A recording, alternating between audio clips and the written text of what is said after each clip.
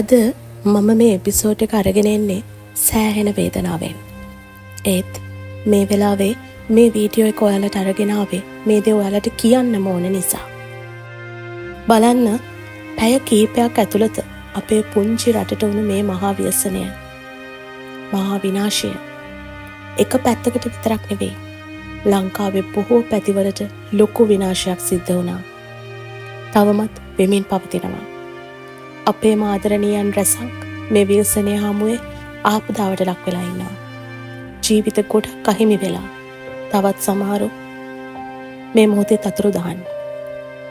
බලන්න, පැය කීපයක් ඇතුළත අපිට වුණු මේ විනාශය අපි හිතලවත් තිබුණාද අපේ ජීවිතවලට ඊළඟ මොහොතේ මෙච්චර ලොකු දුකක් වේදනාවක් දැනෙයි කියලා?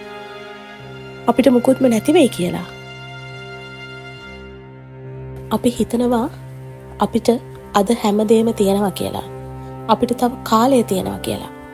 හැබැයි මේ දවස් කීපය අපිට සිහිපත් කළා අපිට අයිති වෙන්නේ මේ මොහොත විතරයි කියලා.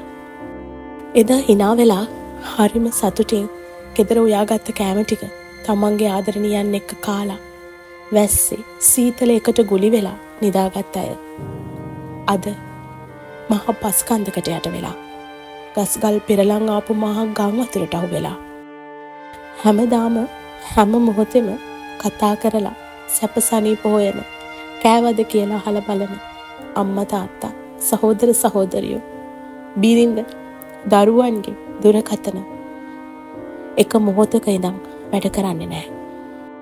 ඔයාලට දැනෙනවද ඒ හැඟීම? මේ ටිකේම අතුරුදහන්, ආරංචියක් නැහැ, හොයලා දෙන්න, තොරතුරක් දෙන්න කියලා පළවෙන පෝස්ට් දැක්කහම ඒවල කමෙන්ට් පීර හොයන්නේ ඒ අතුරුදහන් වෙලා ඉන්න අය ගැන ආරංචියක් තියනවාද කියලා, එයාලා ආරක්ෂිතද කියලා, එයාලා හොඳින්ද කියලා. ඒ අපේ කවුරුත් නෙවෙයි. ඒ කවුද කියලා අපි දන්නේවත් නැහැ. ඒත් එහෙම දකින්නකොට ඔයාගේ හිතටත් එහෙම හැඟීමක් දැනෙනවා නම්, ඔයාගේ හිතත් මානුෂීය හැඟීමෙන් පිරීලා තියෙන කාරුණික හිතක්, අපේකම දැනෙන හිතක්. ආරක්ෂිත වෙන්න, අවදානම් තැන් වලින් ඉවත් වෙන්න. මේ වෙලාවේ විපතටපත් වූ අපේම මිනිස්සු වෙනුවෙන් ජාති, ආගම්, දේශපාලන පක්ෂපාත ભેද නොතක එකට එකතුණු හැම කෙනෙක්ටම ත්‍රිවිධ හමුදාවේ අපේම සහෝදරයන්ටත් යෝධ බල යෝධ ශක්තිය ලැබේවා. ගිහින් එන්නම්. ආදරේ ශ්‍රී ලංකා. හැමෝම පරිස්සමින් ආරක්ෂිතව ඉන්න.